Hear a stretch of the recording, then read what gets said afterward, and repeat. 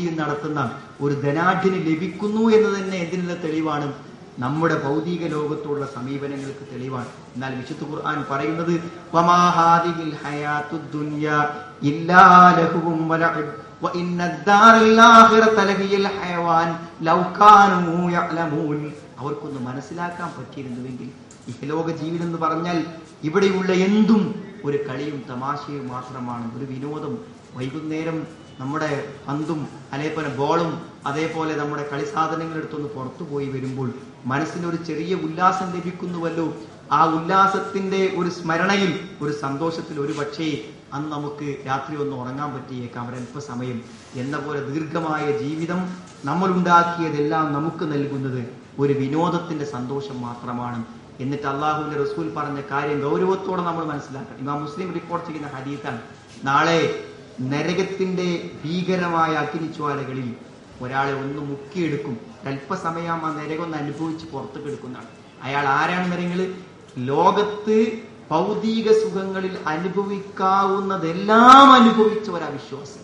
അതായത് ഭൗതികത മനുഷ്യന് നൽകാവുന്ന സന്തോഷവും ആഹ്ലാദവും സുഖങ്ങളും എത്ര ഉണ്ടോ അത് മുഴുവൻ അനുഭവിച്ച വിശ്വാസിയെ ഒന്ന് നരകത്തിൽ ഒന്ന് മുക്കി പുറത്തേക്ക് എടുക്കും.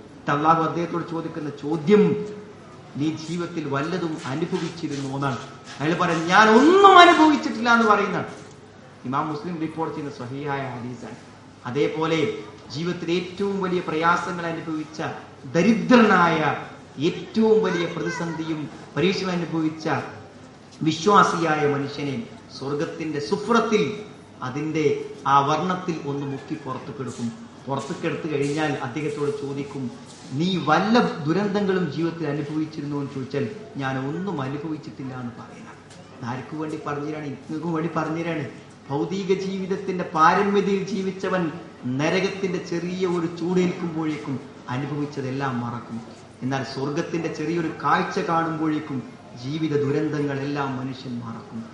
എത്ര വലുതാണ് സഹോദരങ്ങളെ! ഈ വിചാരം ഹൃദയങ്ങളിൽ ഉണ്ടായാൽ ഇവിടുത്തെ പ്രതിസന്ധികളോടും പ്രയാസങ്ങളോടും മല്ലടിക്കാൻ നമുക്ക് എന്ത് പ്രയാസം ഉണ്ടാകാത്തത്? എല്ലാറ്റിന്റെയും പരിഹാരം പണമാണെന്നാണ് ആളുകൾ വിചാരിക്കുന്നത്. എല്ലാറ്റിന്റെയും പരിഹാരം പണമാണെന്നാണ് വിചാരിക്കുന്നത്.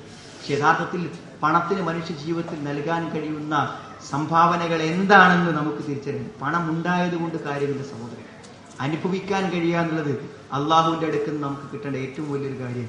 പണത്തിനോടുള്ള മനുഷ്യന്റെ സമീപനവും താല്പര്യവും നബി സ്വല്ലല്ലാഹു അലൈഹി വസല്ലം ഒരിക്കൽ സഹാബത്തിന് രസകരമായി മനസ്സിലാക്കി കൊടുത്തിട്ടുണ്ട്. ഒരു പക്ഷേ എനിക്കും നിങ്ങൾക്കും നമ്മളെക്കുറിച്ച് ഓർത്ത് ചിരിക്കാൻ, നമ്മളെക്കുറിച്ചോർത്ത് നമ്മുടെ നിസ്സാരതയോർത്ത് ചിരിക്കാൻ ഒരു പക്ഷേ ഇത് സഹായകമായേക്കാം. അബൂ ഉബൈദ റളിയല്ലാഹു അൻഹുവിനെ നബി സ്വല്ലല്ലാഹു അലൈഹി വസല്ലം ജിസിയ പിരിക്കാൻ വേണ്ടി ബഹ്റൈനിലേക്ക് പറഞ്ഞയച്ചു. അങ്ങനെ ബഹ്റൈനിലേക്ക് ജിസിയ പിരിച്ചിട്ട് അദ്ദേഹം ബഹ്റൈനിൽ തിരിച്ചു വന്നു. ബഹ്റൈനിൽ തിരിച്ചു വന്നത് ഒരു രാത്രിയിലായിരുന്നു. രാത്രി തിരിച്ചു വന്ന വിവരം നാട്ടിലൊക്കെ പരന്നപ്പോൾ അന്ന് സുബൈക്ക് പള്ളി നിറച്ച ആള്, സാധാരണ ഇല്ലാത്ത അത്ര ആളുകൾ രാവിലെ പള്ളിയിലുണ്ടായിരുന്നു. ഇപ്പൊ പള്ളിയിൽ നമസ്കാരം കഴിഞ്ഞതിന് ശേഷം നബി സ്വല്ലല്ലാഹു അലൈഹി വസല്ലം പറഞ്ഞു, അലുന്നുക്കും സമിഅത്തും അന്ന അബാ ഉബൈദ ഖദിമ ബിശൈഇൻ മിനൽ ബഹ്റൈൻ. ഞാൻ മനസ്സിലാക്കുന്നു അബൂ ഉബൈദ എന്തെങ്കിലും ബഹ്റൈനിൽ നിന്ന് കൊണ്ടുവന്നിട്ടുണ്ടാകും എന്ന് വിചാരിച്ചിട്ടല്ലേ നിങ്ങളിൽ ബഹുഭൂരിപക്ഷവും എന്നും വരാത്ത പലരും ഇന്ന് സുബൈക്ക് വരാൻ കാരണം? കാലു അവർ പറഞ്ഞു, അജൽ യാ റസൂലല്ലാഹ്, അല്ലാഹു റസൂലേ, അത് തന്നെ ഞങ്ങള് വരാൻ കാരണം. നബി സല്ലല്ലാഹു അലൈഹി വസല്ലം ആ സമയത്ത് പറഞ്ഞ വചനമാണ്, മൽ ഫഖറു അഖ്ശാ അലൈക്കും, ദാരിദ്ര്യത്തെയല്ല ഞാൻ നിങ്ങൾക്ക് ഭയപ്പെടുന്നത്, ഭൗതിക ജീവിത സുഖങ്ങൾ വർദ്ധിച്ചു വരുന്നതിനെയാകുന്നു ഞാൻ നിങ്ങൾക്ക് ഭയപ്പെടുന്നതെന്ന് നബി സല്ലല്ലാഹു അലൈഹി വസല്ലം പറഞ്ഞു. സഹോദരങ്ങളെ, യഥാർത്ഥത്തിൽ ചെറിയ സാമ്പത്തിക താല്പര്യങ്ങൾക്ക് വേണ്ടി മനുഷ്യൻ എന്തും ചെയ്യാൻ തയ്യാറാണ്. എന്നാൽ യഥാർത്ഥത്തിൽ നമ്മുടെ ജീവിതത്തിൽ യഥാർത്ഥ പ്രയോജനം നമുക്ക് നൽകുന്ന കാര്യങ്ങൾ പരലോകത്തിൻ്റെതാണെന്ന് മനസ്സിലാക്കുമ്പോൾ നിസ്സാരമായ ഈ കാര്യങ്ങൾക്ക് ഇത്ര വലിയവരും മഹാന്മാരുമായ നമ്മൾ എത്രയോ നിസ്സാരമായ കാര്യങ്ങൾ പ്രവർത്തിക്കാൻ തയ്യാറാണെങ്കിൽ അള്ളാഹുവിന്റെ അടുക്കലുള്ള പ്രതിഫലത്തിന് വേണ്ടി എത്ര വലിയ കാര്യങ്ങൾ മനുഷ്യൻ പ്രവർത്തിക്കാൻ തയ്യാറാവുന്നതാണ് ഏറ്റവും പ്രധാനപ്പെട്ട കാര്യം. ജീവിതത്തിന്റെ ഏറ്റവും വലിയ സന്തോഷം എന്താണ് എന്നുകൂടെ നമ്മൾ തിരിച്ചറിയണം. എന്താ ഏറ്റവും വലിയ സന്തോഷം? 18 ലക്ഷത്തിന്റെ വീടുണ്ടാക്കിയ ഒരു കക്ഷി, ആ വീട് പണി തീർന്നതിന്റെ വർഷങ്ങൾ കഴിഞ്ഞിട്ടാണ്. പക്ഷെ അദ്ദേഹം ഇന്നും പറയാനുള്ളൊരു വാക്ക് എനിക്ക് ഓർമ്മ വരികയാണ്. ഈ കാസറ്റ് അദ്ദേഹത്തിന് എത്താതിരിക്കട്ടെ എന്ന് വിചാരിച്ചിട്ടാണ് ഞാൻ പറഞ്ഞത്. അദ്ദേഹം ഇപ്പോഴും പറഞ്ഞൊരു കാര്യമാണ്, എന്തറിയോ, ഈ വീട് ഉണ്ടാക്കാൻ ചെലവഴിച്ച പണത്തിൽ എനിക്ക് ഇപ്പോഴും നഷ്ടബോധമല്ല. പക്ഷെ ഇത് കൊണ്ടിടക്കണമല്ലോ, ഇതിങ്ങനെ മെയിൻറ്റെയിൻ ചെയ്ത് കൊണ്ടുപോകാൻ കഴിയുന്നില്ല എന്നാണ്. അതായത് ഞാനും ഭാര്യയും വിചാരിച്ചാലും ഓരോ ദിവസവും 100 രൂപ കൊടുത്ത് ഒരു പണിക്കാരത്തിയെ വിളിച്ചാലും ഇത് കൊണ്ടു നടക്കാൻ സാധിക്കുന്നില്ല എന്നാണ്. ജീവിതത്തിൽ അതാണോ സഹോദരങ്ങളെ സന്തോഷമെന്ന് പറഞ്ഞാൽ? ഒരു മകൻ അമേരിക്കയിൽ, ഒരു മകൻ അതേപോലെ തന്നെ സൗദി അറേബ്യയിൽ, ഒരാൾ എഞ്ചിനീയർ, ഒരാൾ ഡോക്ടർ. വിളിക്കുന്നവരോടൊക്കെ മക്കളെ കുറിച്ച് പറയുമ്പോൾ വല്ലാത്തൊരു ആത്മാഭിമാനം മനസ്സിലുണ്ടാവാം. പക്ഷേ രാത്രിയിൽ ചെറിയൊരു നെഞ്ചുവേദന വരുമ്പോൾ, കയ്യിനും കാലിനും ചെറിയൊരു തരിപ്പ് വരുമ്പോൾ മനസ്സിൽ ഓർക്കുന്നത് അവിടെ പണത്തെക്കുറിച്ചുള്ള സമാധാനമോ ഫോണിനെ കുറിച്ചുള്ള സമാധാനവും അല്ലല്ലോ. തൻ്റെ അടുത്ത് അവരുടെ വാപ്പയെ വിട്ട് ഞാൻ പോകുന്നില്ലെന്ന് പറയാൻ മനസ്സുള്ള ഒരു മകനാണെങ്കിൽ അതാണല്ലോ പ്രയോജനപ്പെടാൻ ഏറ്റവും നല്ലത്. ആലോചിച്ച് നോക്കൂ നിങ്ങൾ, പലപ്പോഴും അങ്ങനെയല്ല ചിന്തിക്കുന്നത്. നബി സ്വല്ലല്ലാഹു അലൈഹി വസല്ലം പറഞ്ഞു, സന്തോഷിക്കാൻ ഇത്ര ഉണ്ടോ അവൻ ജീവിതത്തിൽ സന്തോഷവാനാണെന്നാണ്. ഇത്ര ഉണ്ടായാൽ മതി, കാര്യം പറയാൻ പോണ കാര്യം ഉണ്ടായാൽ മതി, ഇതിനപ്പുറമൊന്നും വേണ്ട. ബാക്കിയൊക്കെ സ്വപ്നങ്ങൾ നമ്മളെ നശിപ്പിക്കാനുള്ള സ്വപ്നങ്ങളാണ്. നബിന്റെ വാക്കാണത്, മൻ അസ്ബഹ മിൻകും ആമിനം ഫീ സിർബിഹി, മൻ അസ്ബഹ മിൻകും ആമിനം ഫീ സിർബിഹി. നിർഭയനാണോ നിങ്ങൾ? ഒന്നും പേടിക്കല്ല. നമ്മളൊന്ന് രാത്രി ആരും കൊല്ലാൻ വരൂല, നമ്മളെ ആരും നശിപ്പിക്കാൻ വരൂല, നമ്മളെ ആരും തകർക്കാൻ വരൂല. ഭൗതികമായി നമുക്കൊരു ശത്രുവുമില്ല. നിർഭയമായി രാത്രി ഉറങ്ങാം. ഈ റെയിൽവേ സ്റ്റേഷന്റെ തിണ്ണയിൽ പോയി കിടന്നുറങ്ങിയാലും നമ്മളെ ആരും തെരഞ്ഞു വരുന്നില്ല. ഇവിടുത്തെ ഇന്റലിജൻസിന്റെ അന്വേഷണക്കൂട്ടത്തിൽ നമ്മുടെ പേരില്ല. നിർഭയനായി നിങ്ങൾക്ക് ഉറങ്ങാൻ പറ്റുമോ?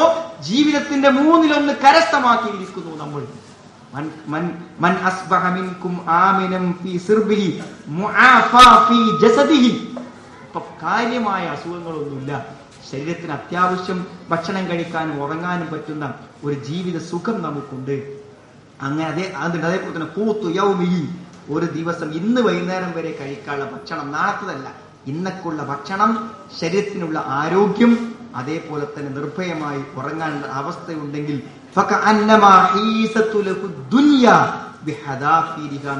ദുനിയാവ് മുഴുവനും അവന്റെ അടുക്കലാണ് ഇപ്പോൾ ഉള്ളത്. ദുനിയാവ് മുഴുവൻ കിട്ടാൻ ഇത്ര മതി എന്നാണ്. നിർഭയത്വത്തോടെ ഉറങ്ങാൻ പറ്റുക, അതേപോലെ തന്നെ ഒരു ദിവസത്തേക്കുള്ള ഭക്ഷണം ഉണ്ടാകുക, അതേപോലെ തന്നെ ശാരീരികമായ സുഖം ഉണ്ടാകുക.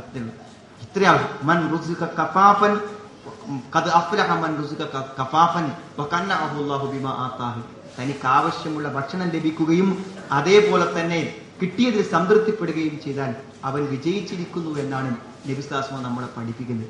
സഹോദരങ്ങളെ, ഈ ഒരു ലാളിത്യപരമായ ജീവിതം യഥാർത്ഥത്തിൽ നമ്മുടെ ജീവിതത്തിൽ ഒരു ലക്ഷ്യമായി സ്വീകരിച്ചാൽ നമുക്ക് മനസ്സമാധാനത്തോടെയും സന്തോഷത്തോടെയും ഉറങ്ങാൻ പറ്റും.